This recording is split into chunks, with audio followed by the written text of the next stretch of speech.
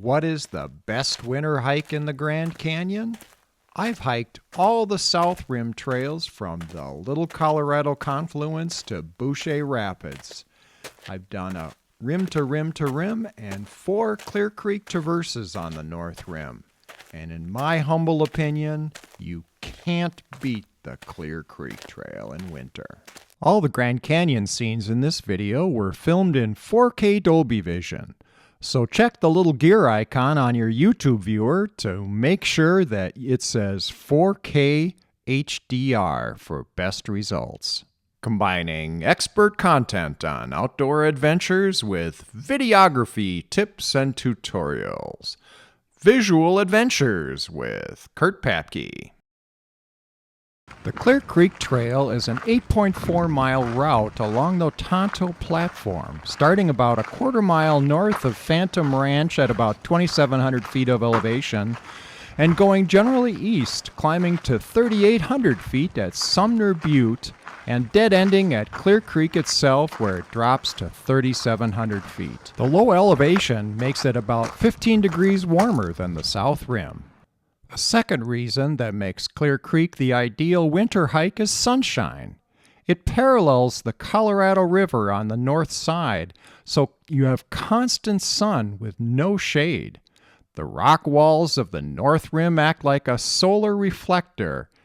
Both these reasons, the low elevation and the sunshine, make it unbearable in the summertime. Third reason are the great views. You have constant South Rim views and of the Colorado River, and the best view of Phantom Ranch and the Black and Silver Bridges.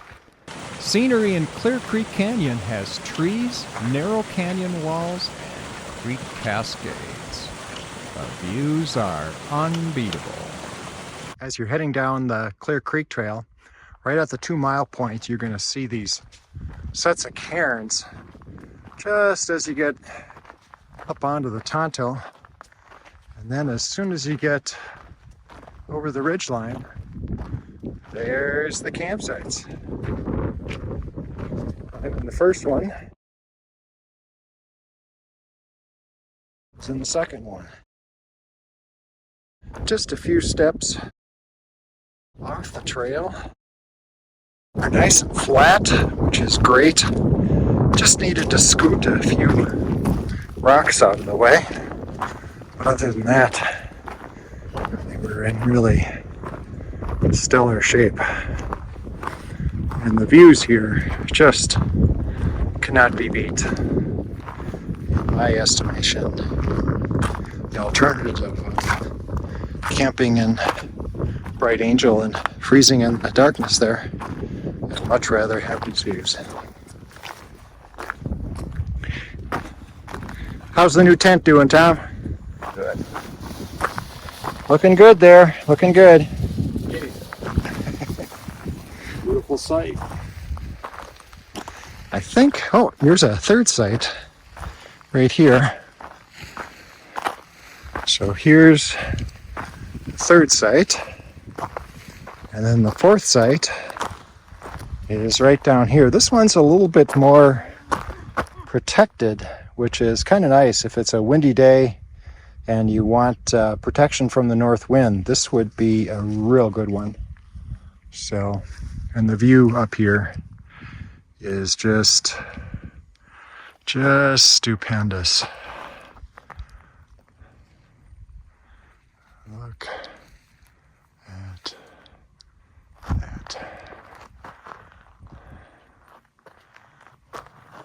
That's Sumner, right behind us there. I don't know what that white butte is over there. I'm sure it has a name that's very prominent. I'll have to look it up. There are 6 sets of campsites along the Clear Creek Trail itself, with the first one at Sumner being the largest, with about 5 or 6 campsites at that first one just alone. When you get to Clear Creek itself, there's about a half a dozen more campsites right along the creek. The center ones, which are kind of grouped together, are probably the best ones for a small group.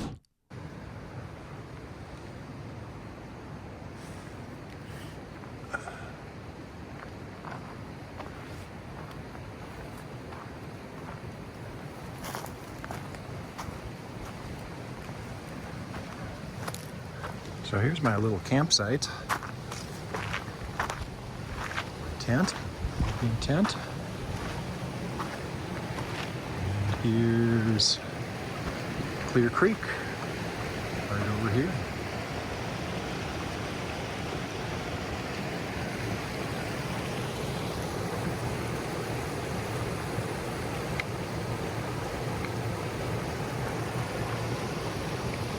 Sad to see the tamarisk prospering here. This is an invasive species, although it's quite controversial now, because if you remove it, it removes bird habitat. So that's tamarisk. Very pretty in the fall, though. Number 5. It's uncrowded and easy to get a permit. You rarely see anyone at the creek, but you do see a few day hikers from Phantom in the first mile or so. I've never had a problem getting a permit. It's busiest in March and April with Ribbon Falls seekers. 1 large group and 3 small groups for a total of 29 people maximum on the trail. In 2021, there were only 222 total permits included in the Clear Creek AK9 region. That's less than 1 per day. Reason number 6 is the easy access to the trail. The best approach is via the South Kaibab descent and a Bright Angel ascent. That way you don't have to deal with North Rim closures. Park in the backcountry lot and take the hiker's shuttle to the South Kaibab trailhead. Then you only have a short walk back to your car after finishing Bright Angel. Reason number 7, great water access. You can camel up at a Phantom Ranch potable water spigot, and when you get to Clear Creek, it's perennial, but make sure you bring water purification because it's dangerous to drink water unpurified directly from the creek.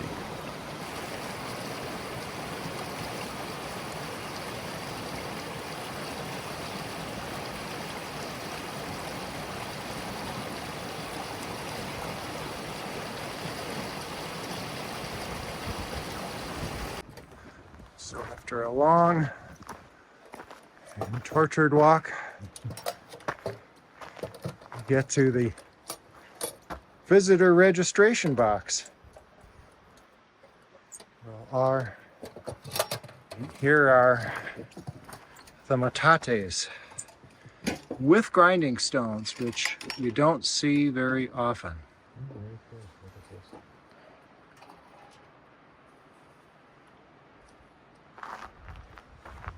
So these are the storage rooms along here.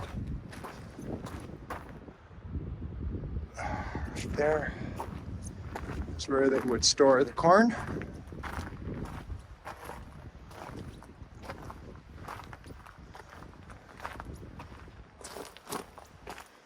Side room here.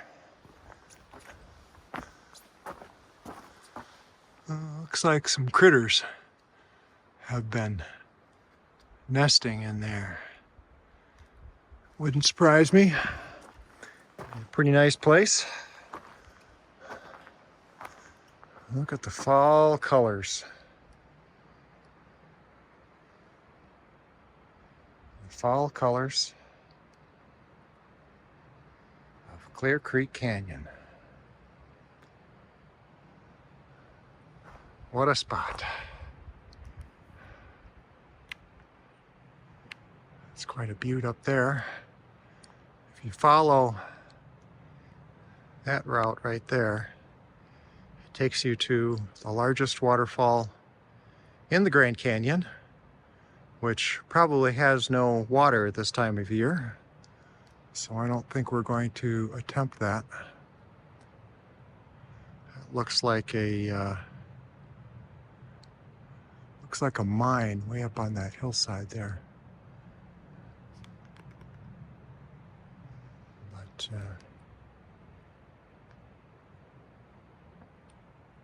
so I went down another 100 feet, and it appears to be the remnants of another building here. There's still mortar in there, although that could have been restored by archaeologists. I have no idea. But this is kind of a high point here. If I was a Native American warrior, I would station myself here behind this really nice big 45-degree angle rock where I could hide behind it and poke my head up if somebody was coming and shoot arrows at them. This is a very, very, very defensible spot right here due to its high vantage point. How many of those do you do, Daryl? I do 4 sets of 20. And alternate. Now let's switch from reasons for hiking the Clear Creek Trail for a couple tips to making sure you have a great time. And what does this help you with? Really with balance, agility, and especially notice it when I'm hiking. Unevenness on the trails. Help prevent falls. Sure helps with your balance a little bit too because you're on one leg. Just helps overall coordination. Yeah. If you can do 10 miles in one day, I like to hike to Sumner Wash on day 1. The Bright Angel campground can be tough to get a permit for, especially on weekends, and it can be chilly at night. So just walking the extra 2 miles to the Sumner campsite makes great sense for me because that way you won't have any problems getting a permit. Tip number 3. The descent into Clear Creek is steep and the trail can be sketchy from washouts. Trekking poles are essential.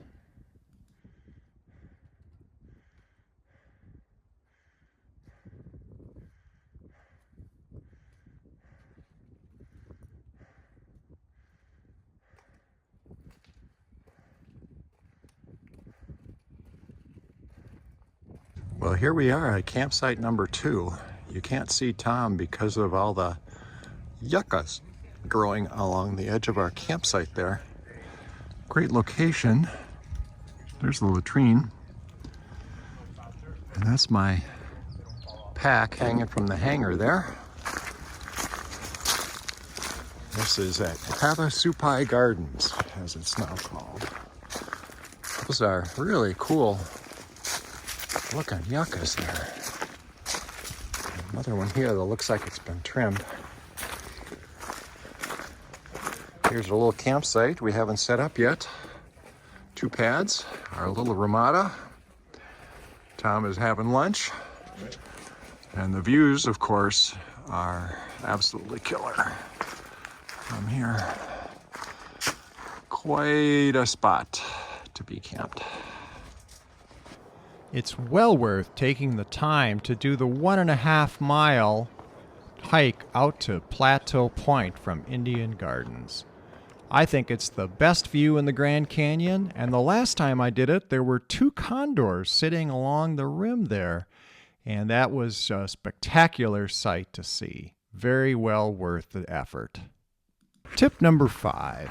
There's a composting toilet at Clear Creek, but if you dry camp along the trail, bring toilet paper and be prepared to bury your waste. There is no bear box for food protection, so bring a canister, or I use an Ursack to protect my food from bears and, but more importantly, from the vermin like the mice. So if you're going to hike the Clear Creek Trail, you need some, especially during the winter, you need some protection from the sun. Certainly a wide-brimmed hat is good, but it's also good to have one of these neck gaiters. I come back from these trips and my wife will often say, hey, your face looks sunburnt, whatever. And that's because with the low sun angle, especially in winter or in the morning or evening, you're going to get sun on your face. And there's nothing worse than sunburned lips, believe me. I've had them too many times. So now I used one of these neck gaiters. Tip number 7. If you have an extra couple days, tack on an easy addition to your hike by going up to Cottonwood and back and seeing Ribbon Falls. I hope this video has convinced you to enjoy a sunrise on the Clear Creek Trail.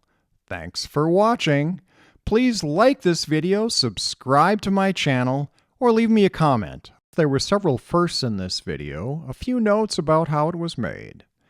All the video was shot with my iPhone 14 Pro at 4K 60 frames per second in Dolby Vision HDR, which stands for High Dynamic Range. Most of the shots where I was moving were made using my DJI Osmo 6.